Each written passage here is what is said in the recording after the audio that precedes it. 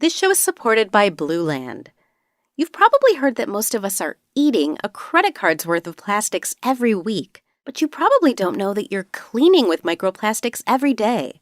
It's time to make the switch to Blue Land. Blue Land is on a mission to make it easy for everyone to make sustainable choices. From cleaning sprays and toilet bowl cleaner to dishwasher and laundry detergent tablets, Blue Land's formulas are 100% microplastic-free, made with certified clean ingredients, and free from chlorine, bleach, and harsh chemicals.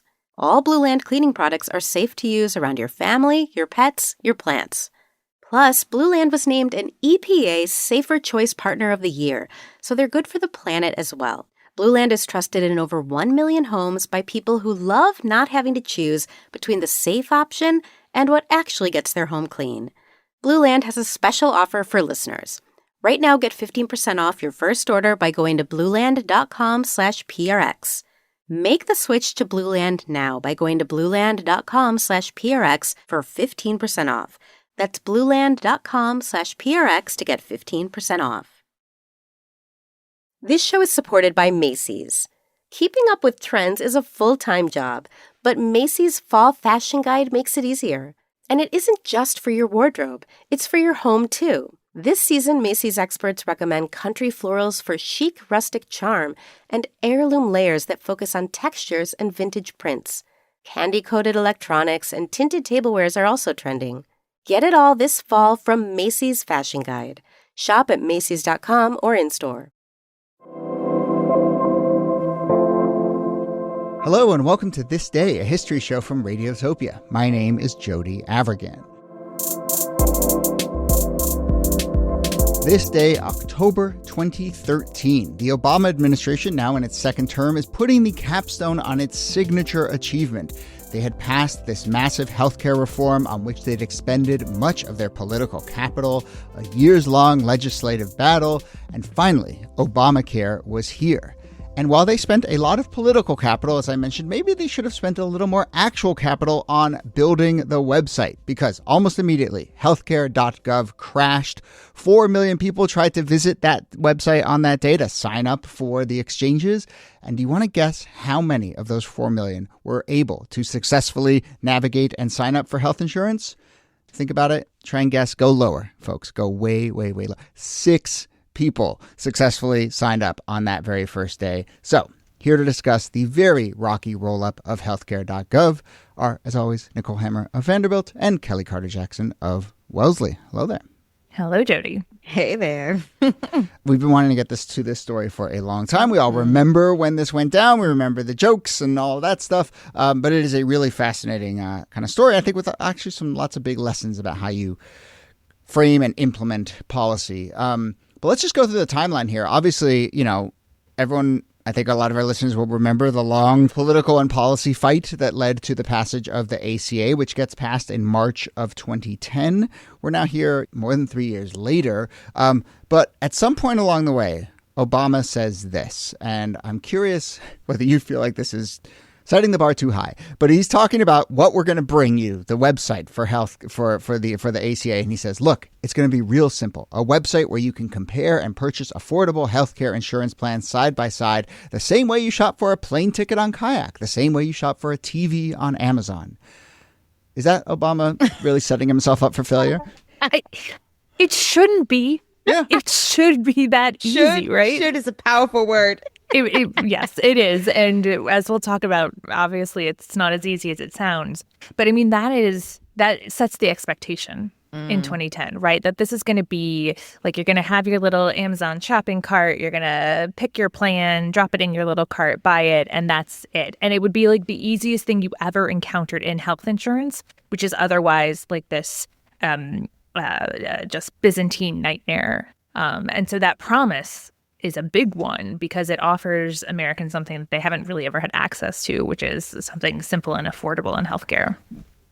Yeah, the expectation of it all is that, like, especially in that moment where we live in this, like, click, microwave, throw it in your cart, like sort of culture where everything is sort of immediate, the expectation was that, of course, it's just going to be like shopping for shoes. Like, you pick out your size, you pick out, like, I'll take some insulin, please, and then, throw it in your cart, like... Like Now- that is how it's being pitched. Yes. And look, I agree with you. I mean, that was both the sort of promise and the way they were able to sell this to politicians and to the American public was that, we're going to streamline this. We're going to make this easy for the first time. And I think you're right. It shouldn't be too high of a bar. That said, and maybe this is just in retrospect, maybe the bar should not have been, we're going to make this like Amazon and Kayak, but maybe if he had been like, hey, you know what? This is going to be marginally easier than the BS you normally have to put up with when you deal with your health insurance. Like the DMV.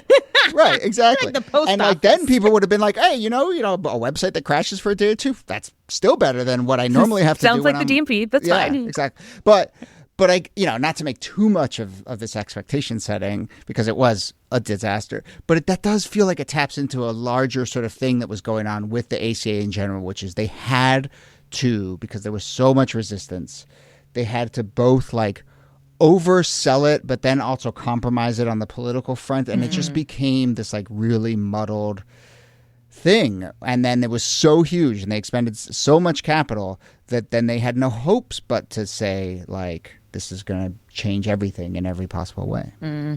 I also think it is a function of their kind of techno-utopianism that they come into office with in 2009, which is like tech can actually solve these political problems for us.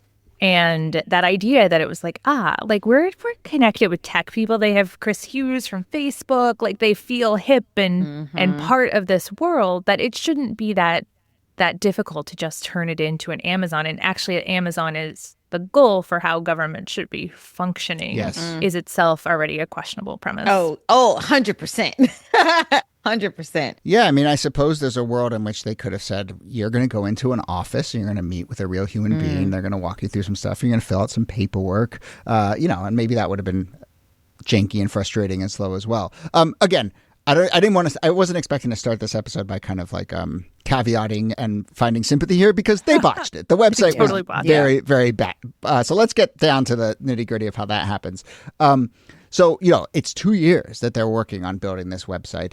And I just want to read kind of the basics here because I think the red flags go up immediately. But this is all spearheaded by the Centers for Medicare and Medicaid Services, which, by the way, their acronym is CMS, which I find telling here because CMS is for when you're building a website, you're working in CMS. So it's like, oh, CMS is handling it great. But it's no. It's the Centers for Medicare and Medicaid Services who, nowhere in their title does it say we're good at tech.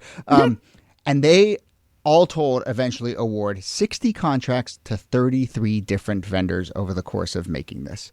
Now, I know websites are hard, and that's one of the lessons here.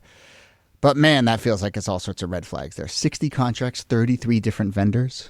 When you just know they're not all talking to one another, and it does sort of exemplify the kind of bureaucratic red tape that can develop when you're in these complex government systems, especially complex government systems that themselves, and this was a big story of the Obama era, like the White House and the executive branch were terrible at tech. There wasn't good tech for like the people who work in government to use. And now those are the people who are trying to design this website through, again, 33 different vendors. Which and is of crazy. Course, it's nuts. And of course, like the cost overruns are insane.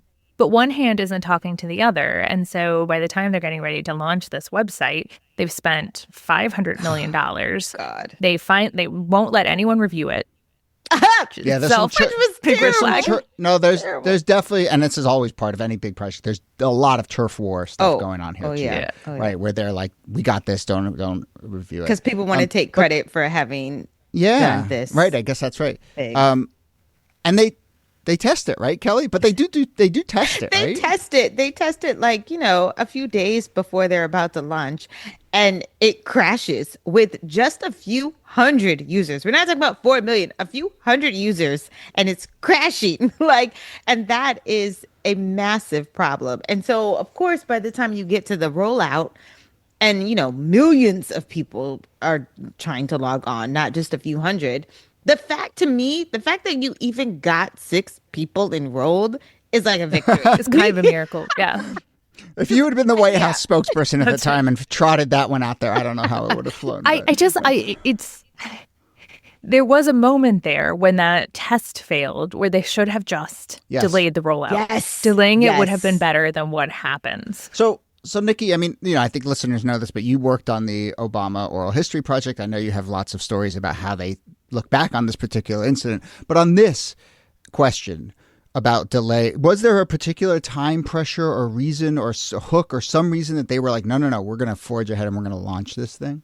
Well, they had promised it, right? And they wanted it to get out in time for people to sign up for the exchanges in advance of the new open enrollment season, right? Yeah, Open which is always in the enrollment fall. for folks who are part of these systems. Ours is always in October here at Vanderbilt. Like, it's something that you have to sign up for every year. And so when people are looking at their insurance packages or their insurance options, this is the time to sign up to get it set up for the next year. So that's why they make it that time. It makes a lot of sense.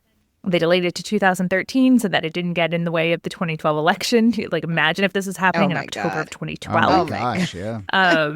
And the thing is, even with all of this, even with all the bad decision making, all of the, like, because this had been kind of cloistered away, most people in the administration did not know that this system was bad and was going to fail.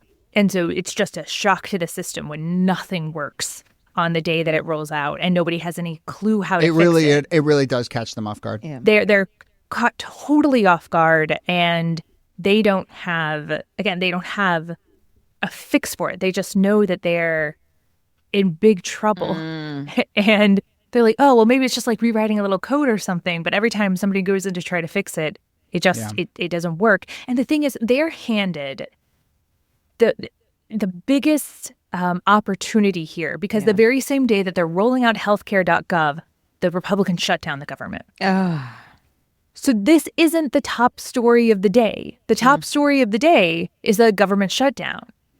So there is actually kind of this window of about, it's about 2.5 weeks that the government is shut down, where if they can just get it fixed and up and running by the end of the government shutdown, maybe it's not the catastrophe that it is. But well, moreover, there were, as you said, I think there would have been an opportunity for them to say, like, Republicans are shutting things down, and look at us. We are, we got this website that's cranking, and we're getting things done. But no, that is not the everything story. That is not broken. no. And I don't even know that it would have been possible to fix to tweak the system in a way that would have made it functional, even in those 2 weeks. I mean, when you think about how long it took to make it functional, there's no way they could have done it that fast.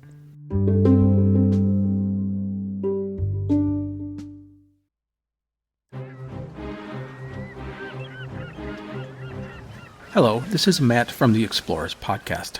I want to invite you to join me on the voyages and journeys of the most famous explorers in the history of the world. These are the thrilling and captivating stories of Magellan, Shackleton, Lewis and Clark, and so many other famous and not so famous adventurers from throughout history. Go to explorerspodcast.com or just look us up on your podcast app. That's the Explorers Podcast.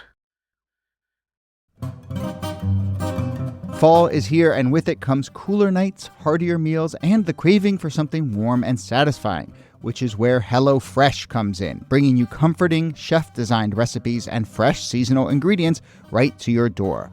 I will tell you one thing about comfort cooking in the fall. I love it, but it can be really time and labor intensive. Lots of time in the oven, soups, baking. Sometimes I want to be able to make something quick and delicious and hearty on a weeknight, and that's where HelloFresh is stepping up. They recently doubled their number of recipes, their biggest menu refresh ever, and I've been exploring a lot of the options, including the pescatarian options. HelloFresh is helping me eat more fish. The other night, I made some herby salmon with red pepper cream sauce, and it comes with couscous, and you roast up some zucchini and onions. It took just about half an hour for it all to come together, totally doable on a weeknight, but also satisfying to cook it with your hands rather than ordering food or making something out of the freezer. The best way to cook just got better. Go to hellofresh.com/thisday10fm. You'll get 10 free meals and a free item for life, 1 per box with active subscription. Free meals applied as discount on first box. New subscribers only. Varies by plan.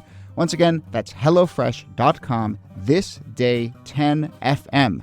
You'll get 10 free meals and a free item for life. This day is brought to you by Quince, where you can find luxury, affordable wardrobe staples that'll carry you through the fall season. And not just you, but me, where I recently snagged a new pair of khakis. And not just you, not just me, but the whole This Day team. I have got everyone here hooked. Nikki scored a flow knit full zip hoodie, which is a great sweatshirt for transition to the fall. She says it is smooth to the touch and that she is wearing it all the time, which I can attest to because I have seen her wearing it a number of times during our tapings. Kelly texted me that she has a navy blue button-down dress that has, wait for it, it has pockets. She says that people have been asking her nonstop where she got it. And the answer, of course, is she got it at Quince. Find all of your fall staples at Quince right now. Go to quince.com/thisday for free shipping on your order and 365-day returns. Now available in Canada, too. That's QUINCE.com/thisday to get free shipping and 365-day returns. Quince.com/thisday. Yeah, and, none of us are back-end website developers, but, yes, you have all these nested systems that when one falls, everything else cascades from there. Can I just say that, having put together a Squarespace website, and I was like, what am I doing? Oh, my God. Yeah. Is there a help desk? I need a help. Yeah. It is not like putting together some sort of Instagram PowerPoint. This is not it was all code. That's above me. It's all above me. As best I can deduce, and I do want to get into a little bit of the blame game among all the vendors that fell out here, but as best I can deduce, the real problem here was something bottlenecking with the EIDM tool, the Enterprise Identity Management tool. But basically this is very complicated, but basically when you go on to enroll, one of the key factors is who are you? And that means your address, your social security number, your identity, and then it matches you to the services. And that process of sort of verifying users and identifying and gathering their information was the thing that kind of collapsed here, in part because it involved a lot of different vendors. Mm-hmm. But, when the actual experience for people was that the site would just freeze. Sometimes they'd reach a window that had placeholder text in it, so it's clearly not something that was supposed to be public. They would get all sorts of duplicate applications and just be trying to do it over and over and over and over, and nothing would go through. Not great. Not good at all. And the stories that I've heard from inside the White House were just Obama was mad. Oh, sure. So frustrated. And every day they'd have to go back and be we got nothing. And it takes 3 weeks, and they finally call in Jeff Zients, who had been kind of a fixer within the White House. And they were you got to fix this, man. Please help us. And he puts together this kind of tech surge in order to try to stabilize the system. And it stabilizes, but the website doesn't work. It doesn't work. And so they can't build a website using this kind of confidential health information and these complex systems on the fly. So there just isn't a real open enrollment for 2013 because they can't get the website to work. Yeah. This Jeff Zients character is fascinating. He had apparently fixed the Cash for Clunkers website, which is a thing that was in the wake of the 2008 fallout, a way to kind of try and get the car industry up and running again. And he was apparently the tech savvy guru who got all that up and running. So yeah, they brought him in as the fixer. I mean, one of the reasons he was a fixer is because they threw about $2 billion at this problem. So, what are you going to do? But yeah, I guess it's that's the only answer, I guess, is just throw more money at it. To a thing that it already spent what else so can you money. do? Yeah, and they hire Accenture and they start off with $90 million. And then it takes a year to build the website. So it's open for open enrollment in November of 2014. Wow. There are hearings in the fallout of this, and I went back and read some of the coverage, and the sort of finger pointing is incredible. Yeah, so it is. CGI Federal, which was the main contractor, says that the system was tested and met their standards, and they point the finger at the EIDM entry portal, which was built by another contractor. And then Optum QSSI, who were the makers of this EIDM portal, they point back at the government and say, well, look, we built this portal to fetch all this information, but it was the government systems that didn't allow us to fetch all this information. And apparently there was a last-minute decision to force all users to register before even browsing. So there was just this bottleneck right at the top. So CGI Federal is pointing it at Optum QSSI. Optum QSSI is pointing it at the federal government. And then Equifax is part of this as well, because they're part of the systems that verify income and employment verification. So they're testifying before Congress and saying, our stuff worked perfectly. It was all about, these other systems. So, no surprise, but the finger pointing is just like the finger pointing's insane. But also, and I think more important is something that Obama brings up when he's trying to basically take all of the blame and say, look, okay, we get it. We can't sugarcoat this. The website is too slow. It's not working. We're trying to fix it.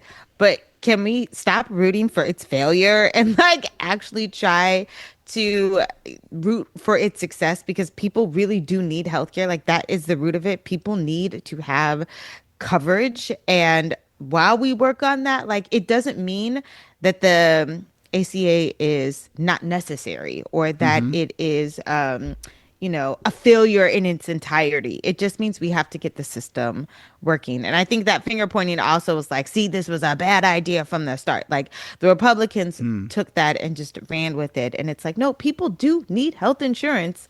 We just need a system that will make it so that everyone can get enrolled.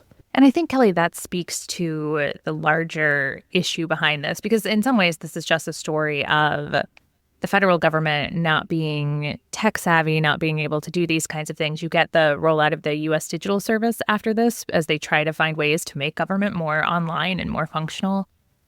But at the end of the day, the reason this story is important is not because of the tech stuff, but because the implementation of a law, which is the part that doesn't get a ton of focus. We root on the passage of a law or the failure of the passage of a law, and then the story kind of dies. But the implementation of the law is what governing is. And if an administration can't implement the policies that it passes, people lose faith in the government. People lose faith in that administration. And ultimately, even though it's the passage of the law that gets heralded as the big victory, you lose if you can't implement it. That there is no victory if there is no functional ACA. And ultimately there is, right? It does get up and running in 2014. But the failure to implement it smoothly and successfully in 2013 is part of the story of Americans turning away from government. Nikki, I think a lot of our listeners will recognize some of the language you're using here as it's bubbled up in this whole abundance conversation that's out there right now. Is that how you pronounce it? Oh, interesting. I've only read it in print. I've never heard it. But this very question, and people are talking about it a lot with kind of when it regards to housing and energy policy of it's, you can have every good piece of legislation in the world, but if you don't actually kind of streamline the way to get it done, people aren't going to feel it. I also think the other element is obviously the media story that you tell, right? So it's you got to pass legislation, you got to implement it, and then you got to frame it for people. And I think I pinned a lot of this on the early Obama era. They were really focused on that first part, and those second two parts are just as important because that's how people judge things, is kind of how does it actually shake out in their day-to-day lives. It is an interesting kind of early indicator of that. Can I mention a couple other little tidbits around this? Well, actually, first off, I will say that quote you read, Kelly, of Obama being hey, can we just stop rooting for this to fail? That felt like him getting 5 years worth of stuff off his chest. I mean, that was basically probably how he felt for five years. Can you stop wanting me to grumble? Yeah. Well, that was Rush Limbaugh's thing right after Obama got elected. He was I'll give you 4 words about his presidency. I hope he fails. Oh, yeah. That had been sort of the overarching McConnell said that too, right? McConnell, forgot about that. Yeah. But yeah, you could just tell it's it's already passed, guys. We already had this fight. Can we at least just and I will say maybe it's because the government was shut down, to your point, Nikki. My memory of this moment wasn't that Republicans pounced on it, maybe even the way that you would have expected. That's because I think they had to get their own house in order a little bit. And it was just They didn't need to. People were making fun of this regardless, right? Yeah. I will say there was a CBS News poll right around this time that showed 56% of people, or an ABC poll showed that 56% of people said like, oh, these website failures feel like they're going to indicate a failure of the thing in general. So like was starting to destabilize this idea, right? But I love that the CBS poll showed 12% of respondents thought that the rollout was going great, which to me is just... Who are those people? No, but this is to me what I learned, at 538. I've just sort of noticed you can get 12% of people to say anything. Wow. And I just kind of like, you have to discount. They were the 6 people that got... Right, exactly. Yeah, it was a sample size of whatever, 26, and they happen to just happen to get them. But it's just amazing. 12 people were like, yeah, what are you talking about? Seems like it's going great. SNL, no surprise, jumped on this. The jokes were flying. Early Twitter, I think, had a little bit of fun with this. There is a great SNL. I mean, I don't think poor Kathleen Sebelius, who is the head of human services, expected to be spoofed by Kristen Wiig on SNL, but there's a good line from that cold open about this where she turns to the camera and says, our website isn't working, but we've replaced it with a series of links to sites that we think you will find very useful, including kayak.com, where you can buy tickets to go to Canada, where you can buy healthcare for cheap. So there you go. Honestly, that's still what Americans are doing today. So yeah, exactly. So true. Well, I'm glad we got to that one. And I will say, it's not like tech-driven government operations are, that much smoother or creating that much good in the world these days. So, I don't know. How far have we come? Who knows? Although I will say the vaccine finder tool that was launched, I know a lot of people during COVID, when they rolled out the vaccine, they compared it a lot to this moment. We're going to create this simple finder for you to get your vaccine. And that website and those systems did tend to work, by comparison. Growth. Well. Hashtag growth. Hashtag growth, I guess. Yeah. All right. That's the end of the episode. One thing, I did go to healthcare.gov this morning. It worked. I mean, I didn't sign up for healthcare. Was it like Amazon? But it felt just like Amazon. It looks exactly the same. One thing that I admire here is they were like, we're not going to redesign this thing. We're not going to update this thing. It's probably the same stock photos of 10 plus years ago. We're just going to make it work. But it really does. Like, you see the screenshots of it crashing on day one and what it looks like now. It's basically the same. Wow. Interface. Yeah. So, yeah, it looks pretty much the same. Yeah. But, I'm glad, no need to invest in new bells the and optics whistles. weren't the problem. The visuals were not the problem. There was the one visual of the spinning spinning colorful wheel was the problem. But yes. I mean, and it's not like Angel Fire or like Microsoft 96. It looks like a normal website. It's fine. Yeah. All right. Nicole Hammer, thanks to you as always. Thank you, Jody. And Kelly Carter-Jackson, thanks to you. My pleasure. Consult healthcare.gov's frequently asked questions for topics like, what the hell? How have I been on the same page for 3 hours? Does Obamacare cover mental health issues caused by using this website? Or you can contact us by mail. Just send a postcard with the word help to the U.S. government. And in 6 to 8 weeks, you'll receive an informational brochure, along with a trial version of Encarta Encyclopedia, plus 1,000 free hours of AOL.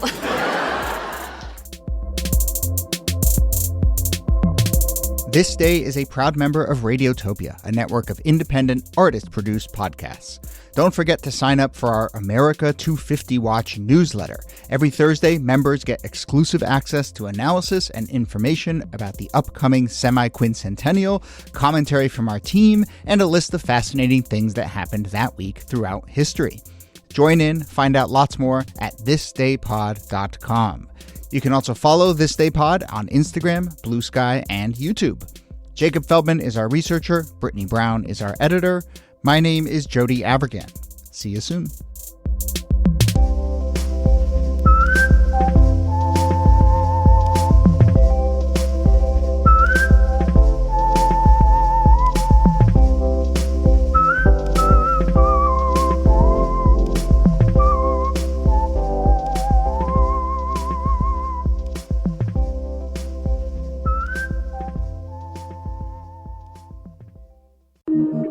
Radiotopia. From